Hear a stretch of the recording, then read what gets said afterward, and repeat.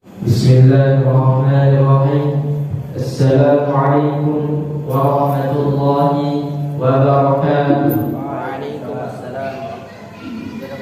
Alhamdulillah hamdan katsiran thayyiban mubarakan fihi kama yuhibbu rabbuna wa yarda. Ashhadu an la ilaha illallah wa ashhadu anna Muhammadan rasulullah alladzi ballagha ar-risalah wa adda al-amanah wa nasaha al-ummah wa jahada fillahi haqqa jihadihi wa tarakana ala mahajjatil bayda laylaha kanahariha la yazighu anha illa halik. Salatullahi wa salamuhu alaihi. Tiada kata yang patut kita ucapkan pada pagi ini kecuali kata Alhamdulillah. Alhamdulillah karena pagi hari ini kita masih diberikan nikmat oleh Allah Subhanahu wa taala berupa nikmat sehat dan nikmat bisa salat subuh berjamaah di Masjid Al-Aqsa ini. Salawat serta salam semoga tercurahkan kepada baginda kita Nabi Muhammad sallallahu alaihi wasallam, para sahabatnya, para keluarganya dan para pengikutnya hingga akhir zaman.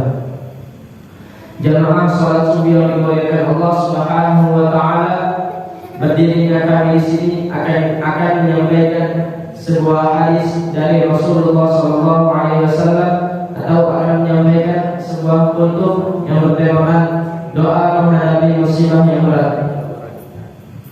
Rasulullah sallallahu alaihi wasallam bersabda, "Ta'awwadu billahi min jahdil bala'i wa darkis syaqa'i wa su'il qada' wa syamatatil a'da."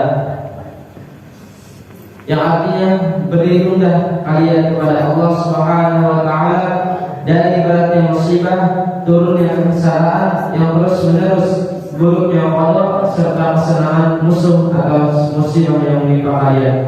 Hadis riwayat Bukhari. Musibah yang datang secara tiba-tiba seperti kematian yang tiba-tiba datang tentu sangat berat bagi setiap orang, dan tentunya tidak ada satu orang pun yang ingin mengalaminya.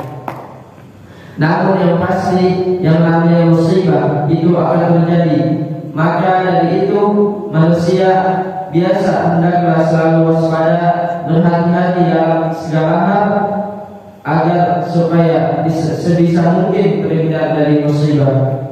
Termasuk musibah yang datang secara tiba-tiba yang begitu mengejutkan. Selain itu, kita dianjurkan untuk selalu berdoa, meminta perlindungan, memohon kepada Allah Subhanahu wa taala agar terhindar dari segala bahaya yang ada di sekeliling kita. Rasulullah sallallahu alaihi wasallam bersabda, "Wa ta'lamu anna ma akhta'aka lam yakun liyusibaka wa ma asabaka lam yakun liyukhti'aka."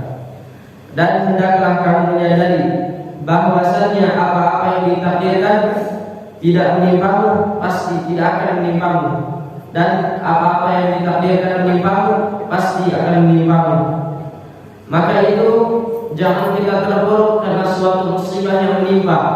Janganlah seorang di antara kita stres atau stres jiwanya hanya karena menderita suatu penyakit, kehilangan harta atau benda, atau ditinggal orang yang tercinta. Dari sekian banyaknya zikir yang penuh dengan keutamaan ini, ada sebagian zikir yang Allah Subhanahu wa taala jadikan wasilah bagi hambanya untuk berlindung dari berbagai bahaya dan musibah.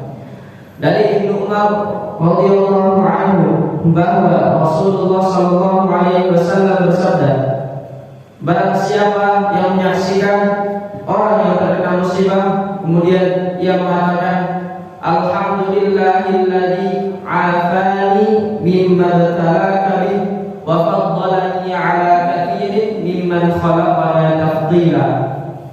Segala puji bagi Allah yang telah menghindarkan kita atau menghindarkanku dari musibah yang menimpamu, serta memberikan kelebihan kepadaku atas sekian banyaknya ciptaannya. Niscaya Allah akan menghindarkannya dari musibah tersebut sepanjang hayatnya, walau bagaimanapun keadaannya. Hadis riwayat Tirmidzi. Rasulullah sallallahu alaihi wasallam bersabda, Rasulullah Shallallahu Alaihi Wasallam bersabda, Rasulullah Shallallahu Alaihi Wasallam mengajarkan hal terbaik di dalam kehidupan kita. Beliau bersabda, ihris ala ma yanfa'uka wasta'in billahi wa la ta'jiz. Wa in asabaka syai'un fala taqul law anni fa'altu kadza wa kadza, walakin qul qadarullah wa ma syaa fa'al wa ma syaa fa'ala, fa inna law taftahu 'amala syaitan. Berusahalah dengan sungguh-sungguh untuk meraih apa yang bermanfaat untukmu. Minta pertolongan kepada Allah Subhanahu wa taala, dan kamu lemah. Jika sesuatu menimpamu, maka jangan kamu katakan, seandainya aku kerjakan begini, niscaya Allah begini dan begini. Akan tetapi katakanlah, Allah sudah menetapkannya, dan apa yang dikehendaki pasti akan terjadi. Karena sesungguhnya kata seandainya akan membuka peluang bagi syaitan. Faedah dari zikir dan doa adalah hadirnya hati dan rasa butuh kepada Allah Subhanahu wa taala. Keduanya merupakan puncak penghambaan diri dan pendekatan diri kepada Allah Subhanahu wa taala. Ada sebuah zikir yang bisa menghindarkan kita dari segala musibah apabila kita rajin membaca pada pagi dan sore hari. Dari Abdullah bin Hubayb mengatakan, pada suatu malam saat turun hujan dan malam begitu pekat bagi kami keluar mencari Rasulullah Shallallahu Alaihi Wasallam agar beliau bersedia salat bersama kami. Kami belum menemukan beliau bersabda, bacalah. Tetapi aku hanya diam. Kemudian beliau mengatakan lagi, bacalah. Tapi aku masih tetap diam. Kemudian beliau mengatakan lagi, bacalah. Maka aku bertanya, wahai Rasulullah, apa yang harus aku baca? Beliau bersabda, bacalah Al-Ikhlas dan Al-Mu'awwidhatain, yakni Al-Falaq dan An-Nas, di waktu sore dan di pagi hari 3 kali. Niscaya Ia mencukupimu dari segala sesuatu. Hadis riwayat Abu Dawud. Yang paling utama dalam menghadapi setiap musibah adalah kita harus bersabar dan ikhlas, sehingga Allah Subhanahu wa taala menganugerahi kepada kita yaitu surga. Dari Rasulullah Sallallahu Alaihi Wasallam, beliau bersabda, Allah Subhanahu Wa Taala berfirman, hai anak Adam, jika kamu bersabar dan ikhlas saat tertimpa musibah, maka aku tidak akan meridai bagimu sebuah pahala kecuali syurga. Hadis riwayat Ibnu Majah. Rasulullah Sallallahu Alaihi Wasallam bersabda, wa anna an-nasra ma'as sabri wa anna al-faraja ma'al karbi wa anna ma'al usri yusra. Ketahuilah, pertolongan berserta kesabaran, kelapangan berserta kesempitan, dan pada kesulitan ada kemudahan.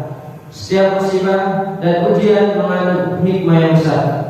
Umar bin Al-Khattab radhiyallahu anhu pernah mengungkapkan, tidaklah musibah menimpaku melainkan Allah Subhanahu wa taala menurunkan 3 nikmat atas diriku dari musibah tersebut. Pertama, musibah itu tidak tertuju pada agamaku. Kedua, musibah itu tidak lebih besar daripada musibah-musibah yang menimpa orang lain. Ketiga, Allah masih memberi kesabaran dalam menghadapinya. Sekian dari kami, kurang lebihnya kami mohon maaf. Semoga bermanfaat. Sebelum kami tutup pembacaan hadis atau penyampaian hadis, alangkah baiknya kita berdoa kepada Allah Subhanahu wa taala. Bismillahirrahmanirrahim. Alhamdulillahirabbil alamin. Hamdan yuwafi ni'amahu wa yukafi'u mazidah. Ya Rabbana lakal hamdu wa lakal syukru kama yanbaghi li jalali wajhikal karim wa 'azimi sultanik. Allahumma salli wa sallim ala sayyidina Muhammadin wa ala alihi wa sahbihi ajma'in. Allahumma inna na'udzu bika min jahdil bala wa darkil syaqqa wa su'il qada wa syamatatil a'da. Ya Allah yang Maha Besar dan Maha Kuasa, kami mohon kepada Engkau ya Allah untuk para musyrik, orang tua asuh, donatur, pembina dan pengurus yayasan, pengurus ponpes dan umat muslimin dan muslimat. Diampuni dosa-dosanya, dosa besar, dosa kecil, disengaja ataupun tidak disengaja. Diberi hidayah agar dapat melaksanakan semua perintahmu dan meninggalkan semua laranganmu. Diberi kesehatan agar bisa istiqamah dalam melaksanakan ibadah baik yang wajib maupun yang sunnah. Diberi rezeki yang luas dan berkah agar mau berbagi pada anak yatim dan duafa dan perjuangan Islam. Diberi kemampuan bisa bersabar jika menerima musibah dan pandai mensyukuri kenikmatan. Diberi keturunan solehah, diberi keturunan qurrata a'yun dan keturunan soleh dan solehah. Rabbana atina fid dunya hasanah wa fil akhirati hasanah wa qina 'adzaban nar. Subhana rabbika rabbil 'izzati 'amma yasifun wa salamun 'alal mursalin walhamdulillahi rabbil 'alamin. Hadana Allah wa iyyakum ajma'in. Assalamu alaikum warahmatullahi wabarakatuh.